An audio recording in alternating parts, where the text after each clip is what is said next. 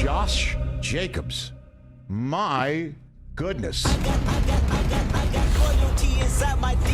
He had more yards on offense than 7 NFL teams. The Las Vegas Raiders have just put the nail in the coffin to any future negotiations with Josh Jacobs, the #1 running back in the NFL. Guys, I'm sorry to announce, but we will not see Josh Jacobs back in a Raiders uniform. I am 99.9% guaranteed because of what the Raiders did today. Welcome back to the Raiders podcast. Today we're going to talk about Josh Jacobs. And I got some stats here I'm going to compare. And we're also going to talk about the running back position in the NFL in general and why Josh Jacobs and other running backs are so heavily devalued and outright disrespected by their GMs, as well as even their coaches. So let's just do a quick little recap and history of how Josh McDaniels in the front office of the Las Vegas Raiders completely disrespected this man. So as you all know, when they came into town, first of all, they went and they drafted more running backs, which was a sign that they weren't completely sold on Josh Jacobs, plus him coming up on his final rookie year. Then they don't pick up his 5th-year option. And then, to add more insult to injury, they play him in the preseason, the Hall of Fame game. And they made him play a lot. He's your starter. He's your running back. He's a stud. Why is he playing in the preseason like he absolutely has to compete for his position? An NFL team. And Jacobs is an absolute savage. This made no sense. Like, you're setting him up for a potential injury, and now in a game that's completely meaningless, in the running back position, you really don't need a whole lot of reps. You can kind of just jump in. As long as you know the scheme, you can jump in and you're going to hit your lanes and everything else, and you're going to make plays, especially if you're really good. But they did that. They completely disrespected him, and they let him know that we don't really believe in you from the beginning. Well, what did Josh Jacobs do, and how did he respond to this? And this is why I believe that any team that picks up Josh Jacobs is going to get an absolute superstar. Because after all of that disrespect, he could have just sulked about it. He could have held out. He could have done all kinds of things, right? But instead, what he did is he showed out. He balled out of his mind last year to show everybody, I'm the best running back in the NFL, and I deserve accreditation for that, and I deserve a paycheck to represent that, right? And he led the team. He wasn't just playing hard, and he wasn't just getting touchdowns and just, running all over the place and making safeties scared to try and tackle him because they didn't want to get embarrassed on national TV. But he was a leader to the team through all of the turmoil and everything that was going on. He was showing up early. He was working hard. He was showing the new guys this is the work ethic that it takes to win, and the don't give up attitude. That is somebody that you want on your team, right? He's got the talent, he's got the drive, and he has the mental maturity to lead other guys in your organization. That's a win-win. That's what championship teams are built on, and yet Josh McDaniels in the front office don't seem to understand or value that. They just seem to think that, well, we can just throw these leaders away and we can just bring in anybody to our system because it's our system that makes us a champion. Well, it's a combination of two things. A system in and of itself will not win you a championship if you have garbage players as well as players who have bad attitudes and don't want to play hard. Okay? So your system doesn't mean anything unless you have the players. And the players can still win championships even on a bad system, even if you don't have an offensive-minded coach. A lot of defensive championships have been won by defensive-minded teams with great leaders and ultimately talented players. And it wasn't so much that the coach was an absolute genius, okay? So, with that being said, what did the Las Vegas Raiders do to put the nail in the coffin on any future contract negotiations, which there haven't even been any, right? The New York Giants with Saquon Barkley, they were able to figure that out and get him to training camp and get him ready for preseason, get him ready for the season, right? They were able to work out a deal with him. But the Las Vegas Raiders front office, I don't think they've even called Josh McDaniels' agent or him to try and work out a deal. They haven't even offered a meeting to sit down and work out whatever these issues are. Nothing. And then today it has been reported that Zamir White is now officially running back 1. He is now RB1, guys. That means that he is taking the spot of Josh Jacobs. And that means there is going to be no Josh Jacobs in a Las Vegas Raiders uniform this year. At this point, if I'm Josh Jacobs and you're going to do that, you're basically sending the signal like, yeah, we're just as good without you as we are with you. I'm like, deuces, man. Cool. I'm just not going to show up at all. I have no desire to play for your team because your front office and your coaching staff are garbage human beings who don't understand the NFL, and they don't understand the value of players, and they don't understand the value of players who bring leadership and dedication to the team. That is what Josh McDaniels did in the Denver Broncos, and as Raiders fans, we were all celebrating the destruction of the Denver Broncos by Josh McDaniels. And we were all so worried when he came to the Las Vegas Raiders. Is he going to do the same nonsense he did in Denver? And this is now proof positive. We got rid of the best tight end. He couldn't motivate the best tight end in the NFL to play hard last year. And, he had all these hamstring injuries. But really, we know what that really was. He traded off Derek Carr, who... Granted, he's not the best. He's not Tom Brady. I get that. But if you put the right team around him, Derek Carr has the ability to win a Super Bowl. I have no doubt about it. There have been much lesser quarterbacks in the NFL who have won Super Bowls. Okay? It's not that difficult. It's a team. You put the whole team around and everybody works together and you can win a Super Bowl, especially if you have really good defense.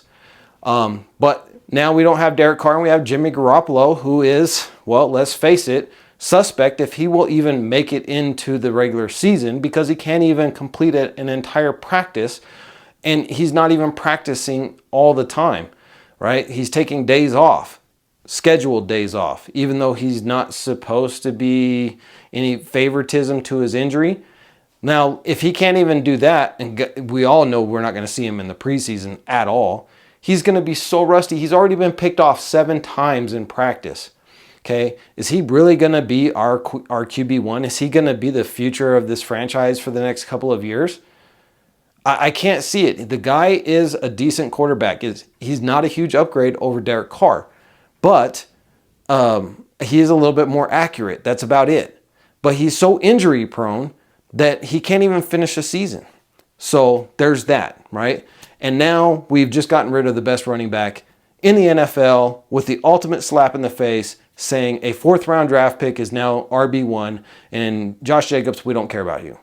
Either you play for us the way that we want on your franchise tag, or we're just going to completely disrespect you and be done with you. And that is what has happened today. It's sad for all of us Josh Jacobs fans, and even though I'm a diehard Raider fan, wherever Josh goes, I'm going to watch him because that guy is so exciting to watch play.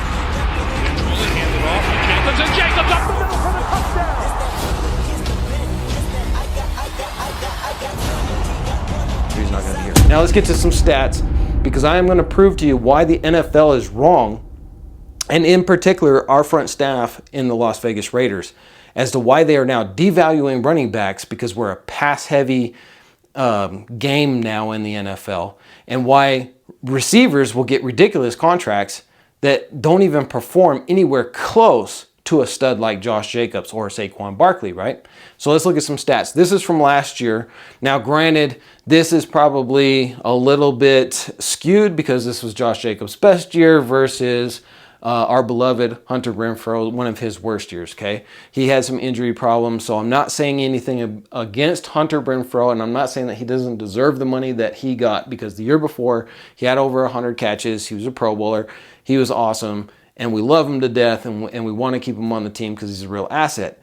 But does he deserve the contract that he has, and we can't give one to Josh Jacobs? I'm not saying we shouldn't give him this contract, but should we not give Josh a contract, at least something similar to what Hunter is getting? Let's look at some stats. All right, so last year, 2022, Josh Jacobs had 340 touches on the ball as a running back. Okay, I'm not talking about his receiving touches, just as a running back. He touched the ball 340 times. Hunter Renfrow, only 36. 10 times more he was carrying the rock or touching the rock than Hunter Renfrow. Okay, so who's more valuable? Who should be getting some money? I think this stat right here pretty much sums it up. Now, granted, even if we compare his better year, the year before, he only had 100 touches on the ball versus 340. So still three times more Josh is touching the ball than our third down receiver, Hunter Renfrow. Now, yards. Last year, rushing yards, Josh had 1,653 rushing yards. Most in the NFL. He beasted it up.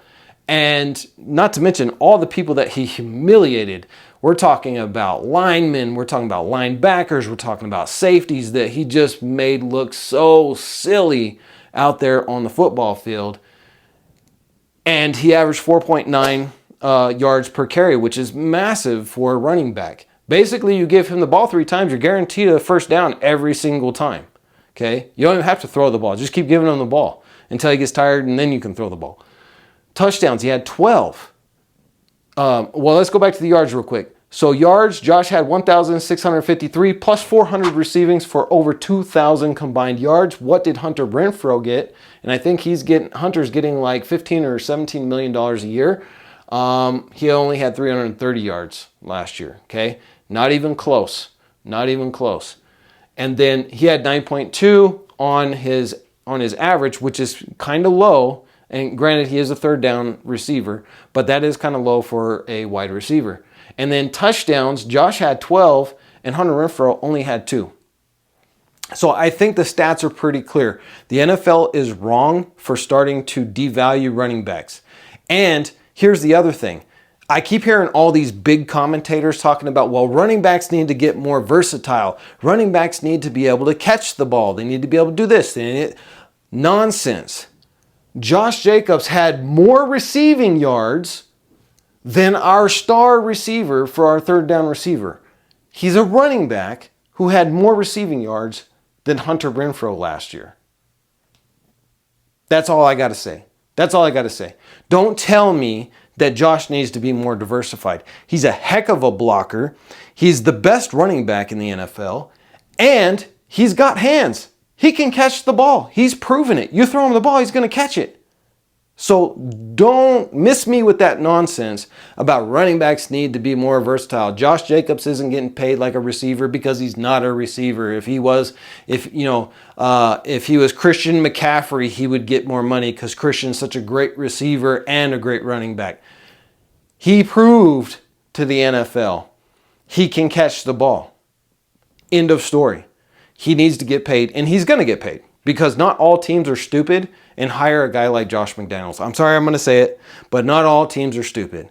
And there are going to be very intelligent teams who are going to say, Josh, they rescinded your franchise tag, come play with us. And I'm deathly afraid that that's going to be the Kansas City Chiefs because I would hate to see what Josh Jacobs does to the Las Vegas Raiders the 2 times that we would have to play him every single year for the disrespect that the Las Vegas Raiders showed him. Mark Davis, if you by chance see this, if you call yourself a real fan, you need to step in right now and tell Josh McDaniels and your GM, that squirmy little guy who I'm not even going to get on him, right? Because he's not even the one making the decisions. We all know Josh McDaniels is making the decisions. But Mark Davis, if you are truly a fan of this team and of football, you need to step in as the owner. Right now, I am challenging you. Get in their face and tell them, get this guy signed right now. End of story. You're the boss. At the end of the day, all of it comes back to you, Mark Davis. So we're challenging you. Make sure Josh Jacobs comes back. I don't think that's going to happen because I don't think you really care about the Las Vegas Raiders like your dad did. And I'm just going to leave it there. Drop some comments down below, guys. Make sure you subscribe. Hit that like button so all Raider Nation can see these videos. I'm going to keep posting more. We just started this thing. I'm excited. I don't need AdSense. I don't need money. I have a job, so I'm good there. I'm just doing this because I love the Las Vegas Raiders. So if you love the Las Vegas Raiders as well as I do, or as much as I do, or probably more, then go ahead and subscribe, and I'll see you guys in the next video. Jacobs with running room right up the middle. Jacobs is on him.